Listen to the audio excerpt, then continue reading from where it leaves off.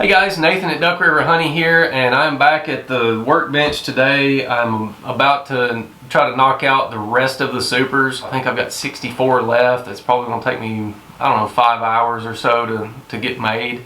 I've been stressing a little bit over the spring workload that's coming up. It is January 24th right now, and first part of February I could be doing box reversals depending on the weather. So the spring season is here. March will begin the start of my swarm trapping, so I've got a lot of work to do in the next 5 weeks, and I'm a little stressed about it. So I've been plotting and scheming how to go about it most efficiently, and looking at the weather as well. I've got some constraints there. I'm in an unheated building here, and using Type Bond 3, this stuff has got to be applied at 47 degrees Fahrenheit or higher, and we haven't had weather of 47 degrees in a while. We do have it today, and it's actually supposed to be a low of 48 tonight, so I'm going to try to knock out all of these supers that I possibly can and get them done. The reason I need to do that is because this is the last of the woodenware that has to be painted that is not assembled. And when I get ready to paint, I want to do that on a Friday, Saturday, Sunday. So I'll prime on Friday, I will put the first top coat on Saturday, and then I'll put the finish coat on Sunday. And when you get the rollers and brushes and cans and cleaner and gloves and racks to hang these things on, get all that out, I want to do it all at once. I do not want to nickel and dime that amount of work. It's just, with painting, it's a lot easier to get started with it and get done with it. So the rest of the workload I've got to get done before spring consists of frames and foundations, and also swarm trap preps. So frames and foundations I really prefer to wait, as I can nickel and dime that workload as I need them. I can come in and knock out 100 frames in an evening, put foundations in them, and then go use those supers the next day. Another consideration is storing frames with foundation in them. I have a terrible time keeping dirt daubers out of them. The dirt daubers will get up in the supers. If you leave any gap at all, dirt daubers will get in there and they'll make a big nest, and then you knock the dirt dauber nest off, it leaves mud on the foundation. The bees don't like that, so it can give you wonky comb. So in my mind, my foundations are better off in the box until I need them, and then I'll take them from the box, put them in the frames, take my supers out, the next day to the yard and put them on hives. That's coming up March 1st. I need to be getting swarm traps up in trees, and I don't have most of my swarm traps painted, and I've also got some regular spring stuff that'll be coming up. The start of swarm season is also when the grass starts growing, so it's mowing season.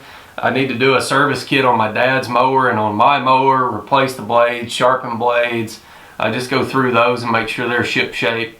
I'll try to knock as much of this out in the next couple weeks as I can, and then see where we're at then, but I think I'll feel better about where things are in a couple weeks.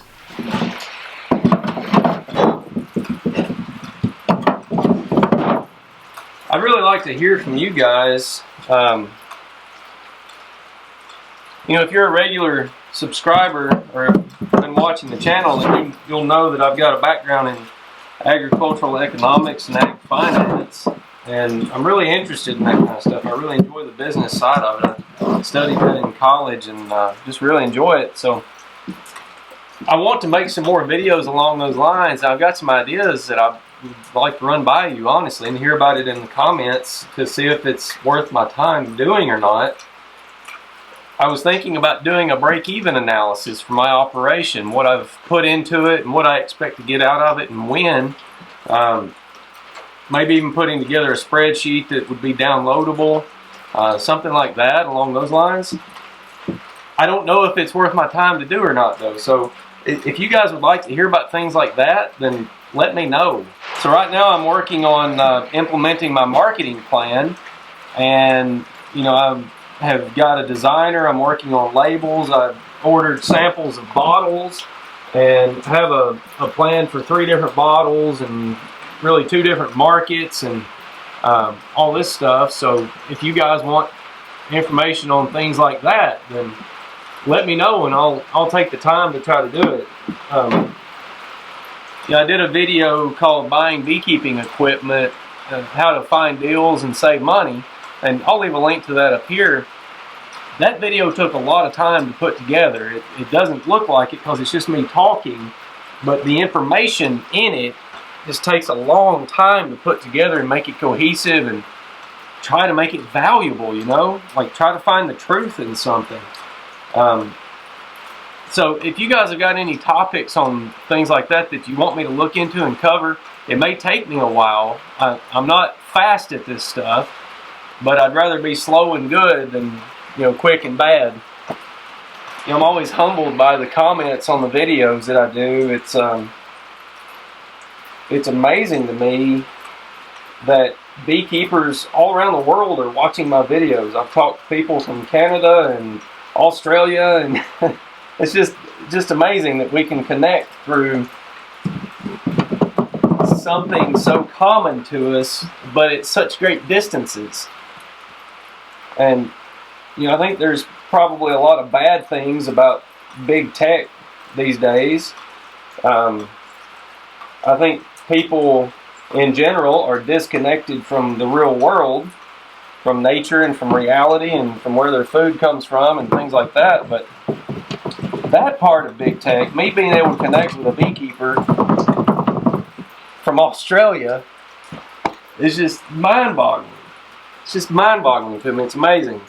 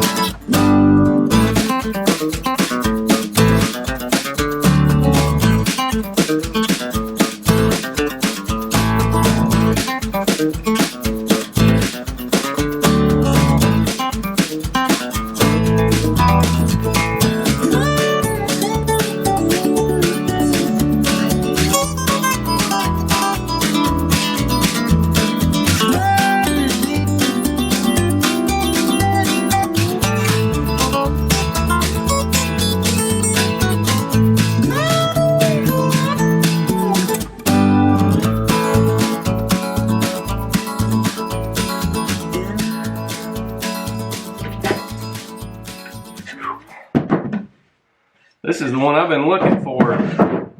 The last one. I didn't take a break for dinner, so it's getting kind of late now. Well, late is a relative term, I guess.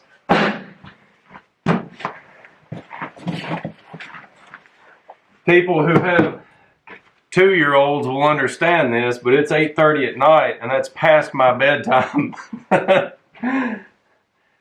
My daughter is teething pretty bad right now, so she woke me up at 5 o'clock this morning with her teeth hurting, and I stayed up later than I should have last night trying to get caught up on a work project, and I was up till past 11 and then got up at 5 and been going all day, so I'm getting ready to go home.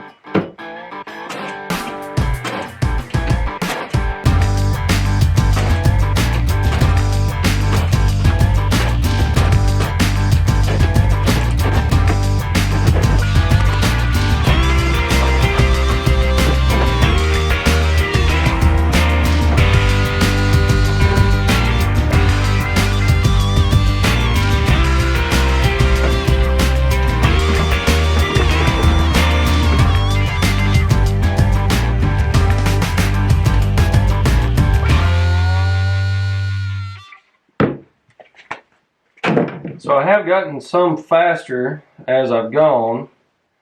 It's not taking as much time as I thought.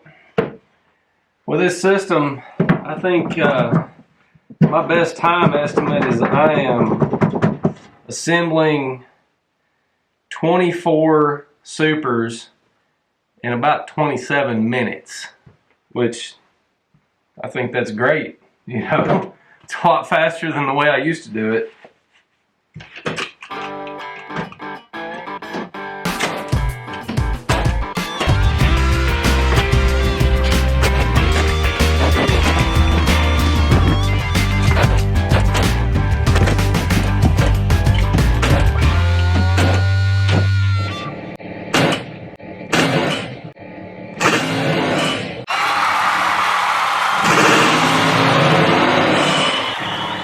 last one.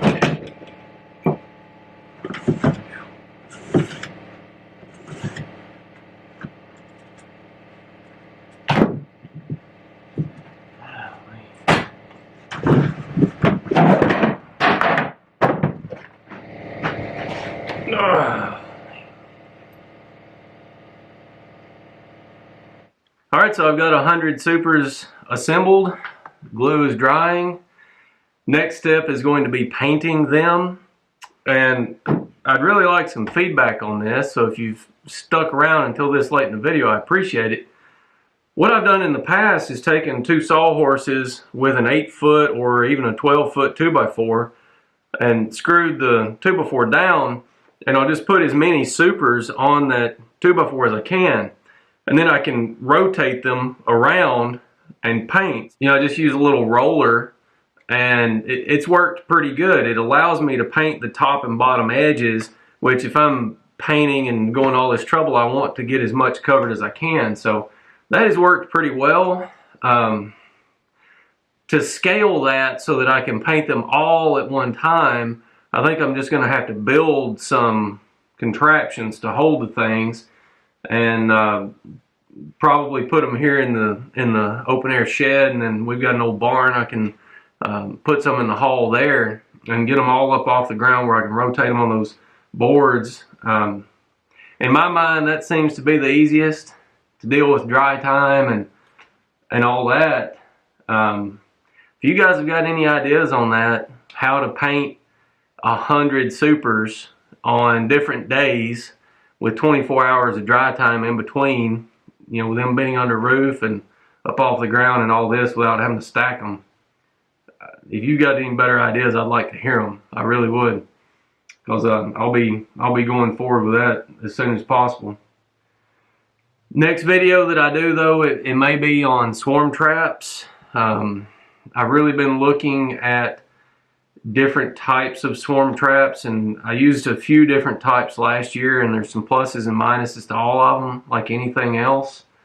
I think I've pretty well settled on what I'm going to do this year, so I was going to go through some of that and talk about, you know, just the math behind it, like the weight, how hard they are to put up, take down, how much cost in lumber you've got, if one gets stolen, how much you're losing, just all kinds of stuff like that. So if you would, like, subscribe, hit the bell for notifications, and until next time.